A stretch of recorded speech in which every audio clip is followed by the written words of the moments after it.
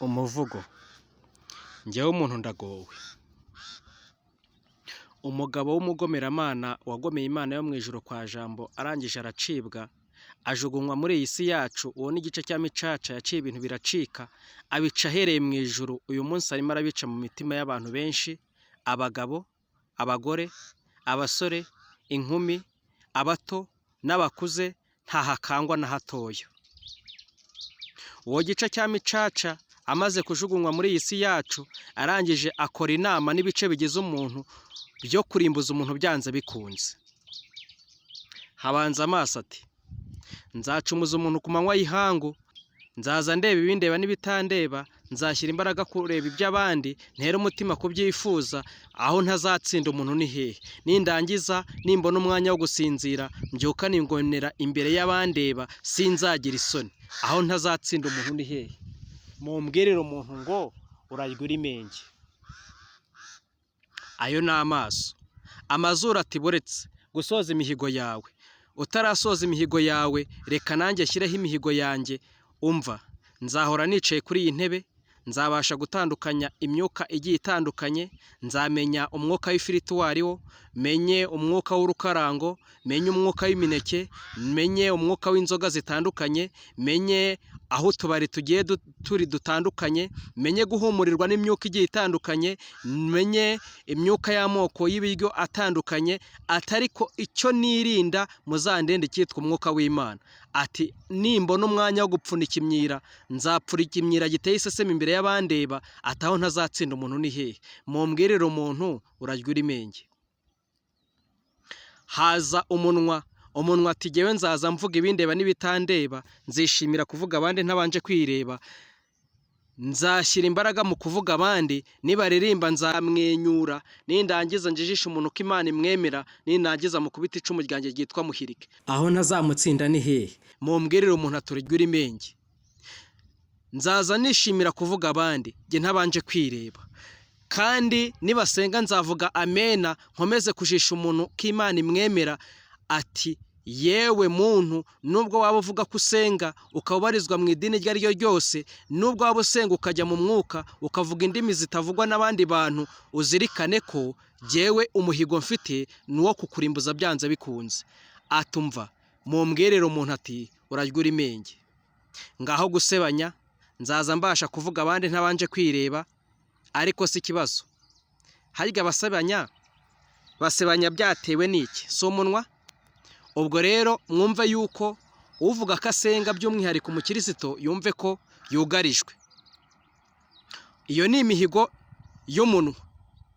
Kuvuga kandi umunwa n'ururimi ni inyama yigenga. Haza amenyo. Nzaba imashini ibasha gusya ibyibwe n'ibitibwe, nzaza mbasha kubisya neza, nindangiza mbyohereze mu nzira bibashe kugenda bijye muri sitoke. Haza inda iti: njyewe nzatangira akazi kanjye nkimara kuvuka, nzaza mba sitoke yo kubika ibyibwe, nibamvumbura nindangiza niryamire hasi bahondagura ikigongo n'ikibuno, ataho nzatsinda umuntu, aho tutazatsinda umuntu ni hehe.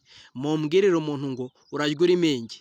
Ningera mu zabukuru nzaza nidegembya ndetse nireresa ahantu hose, nzaze ndya n'ibyo kurya by'abana. Yewe muntu we, urarya uri menge. Inda ifite imigambi yo kugukubita icumu ryitwa muhirike, kandi aho izagutsinda irahaze.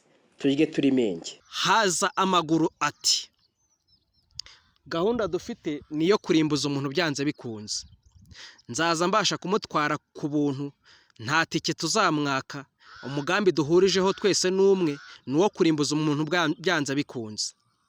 Nzabasha kumutwara yaba agiye gusambana, yaba agiye gukora ibyangwa n'amaso y'Imana. Icyo dushaka gusa ni umugambi umwe, ni ukurimbuza umuntu byanze bikunze. Nzaza mbasha kumutwara nta tike mwatse. Naba agiye kwiba, nzamutwara ku buntu, nzamutwara nta kiguzi muciye. Umutwe ati: nanjye ntago natangwa, nzaba umukarane, ibyibwe nzaza mbasha kubyikorera, nta kiguzi nzamwaka, maze ubundi akaboko ati umva nanjye nzaza mbasha kubona ibyo byibwe mbihereza amaboko, mbirande umutwe ubashe kubyikorera uba umukarane, amaguru nayo ati nzaza ngutwarira ubuntu, umva maze bigende bijye muri sitoke, nibavumbura wa muntu maze hagondagurwe ikigongo, nyamara sitoke yibereye hasi yubamye hasi. Iyo ninda aho tutazatsinda umuntu ni hehe? Mubwire umuntu ngo urarya uri menge, umugambi dufite twese duhuje inama ni ibice bigize umubiri byanze bikunze, kandi bifite umugambi umwe, ntago ari uwo kuguhesha agakiza, ni uwo kukurimbuza byanze bikunze. Yewe muntu nawe urabyumva, urabe wumva neza imigambi ibice bigize umubiri wawe bigufitiye, urye uri menge, ukoreshe igihe cyawe neza, witware neza, ubusore bwawe bukoreshe neza, ubukumi bwawe bukoreshe neza, ubugabo bwawe bukoreshe neza, ubumama bwawe bukoreshe neza, ingeri zose, imyaka ufite yose uyikoreshe neza, kuko nutayikoresha neza wowe ibikurimo byonyine n'ibikugize byonyine birahagije kugira ngo bikurimbuze. Muvandimwe uduteze amatwi, ukunda kumva inama n'impuguro n'impanuro, urabe wumva yuko umuntu yagushije ishyano, kandi iryo shyano yagushije ni ukuvuga ngo iyi nama yabaye inama idasanzwe, yakozwe na Satani, gica cya micaca yaciye ibintu bigacika, akabica ahereye mu ijuru, yarangiza agakora inama n'ibice bigize iyi mibiri yacu byo kurimbuza umuntu byanze bikunze. Nyamuneka turye turi menge.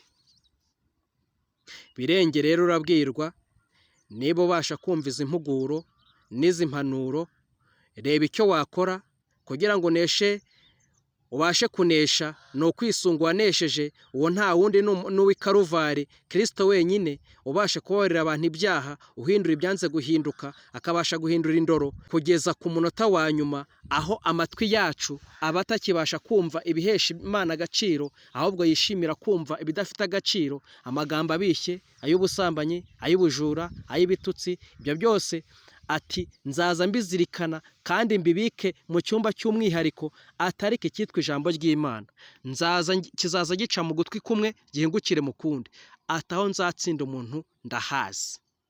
Amatwi urumva nayo afite imihigo. Muvandimwe benshi badukurikiye babasha kumva iyi channel, niba utarakora subscribe, iki nicyo gihe kugira ngo uyikore, kugira ngo ubashe gukurikira ibi biganiro, kuko ni ibiganiro by'inyamibwa byubaka umuto n'umukuru, bibasha kuzura impuguro nyinshi kugira ngo ubashe kumenya uko ukwiriye kwitwara, waba usenga cyangwa udasenga, biragukebura gusa kugenda mu murongo muzima, kwiriye umutahajuru uzajya mu bwami bw'Imana.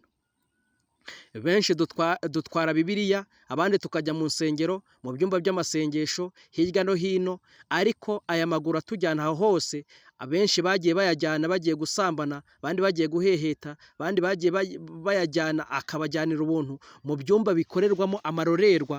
Naho aya maboko yacu benshi batwaza ibitabo by'indirimbo, Bibiliya nuko bayakabakabije mu mabere y'abakobwa batakoye no mu ngutiya z'abakobwa n'abagore batakoye. Nyamuneka nawe byumva, ukaba uzi yuko waba warakoze aya mahano, yaba wowe baba barakabakabye, nawe waba warakoze iki gikorwa cyo gukabakaba, banza wumve ko ijisho ry'Iyakuremye rikuriho, kandi ibyo byose wakoze byanditswe ahantu hatajya hibeshya, dore ko umunyezaburi we yanditse aravuga ngo ibyo urabikora nka kwihorera, ukibwira ko mpanye nawe, nzaguhana mbishyize imbere yawe uko bikurikirana. Nyamuneka rero mbere yuko wahanwa, utekereze Imana iramutse ifunguye filime ya video y'ibyaha byose wakoze wigaraguyemo, ese uramutse uri umukobwa wayirebana n'umufiyanse wawe? Uramutse uri umuhungu wayirebana n'umukobwa utereta? Uramutse uri umumama wayirebana n'umugabo wawe? Uramutse uri umupapa wayirebana n'umugore wawe? Uramutse ingeri yose aho ukora mu kazi, wibaze nimba wayirebana nabo mukorana. Nawe utekereze neza. Ibyo byose biracyanditse imbere y'amazina yacu. Nyamuneka iki ni cyo gihe kugira ngo buri muntu wese afate ibyemezo. Yesu akicaye ku ntebe y'imbabazi, mbere y'uko imbabazi zirangira, koresha igihe cyawe neza kandi ucunga amahirwe yawe nk'uko ari. Nutayabyaza umusaruro, uyu gice cya micaca waciye ibintu bigacika, akabica ahereye mu ijuru, uyu munsi wa none afite umugambi utari mwiza, ni umugambi mubisha wo kurimbuza umuntu byanze bikunze. Nyamuneka yari inama n'impuguro, yari impuguro zuzuye ubwenge kandi zirarikiye umuntu wese kwihana agaca bugufi akegera Imana, maze ubundi akiyunga n'Imana, akabasha gutunga amahoro yo mu mutima, akagirana amasezerano n'Umukiza. Uwiteka umugenga wa byose, ubushoboje ubu bose kwihana, atubashisha iby'ubutwari, aduhe gucika ku cyaha n'igisa nacyo, kandi mu izina ry'aho ducunguye Uwiteka umuremyi wa byose abitubashishe. Niko gusenga.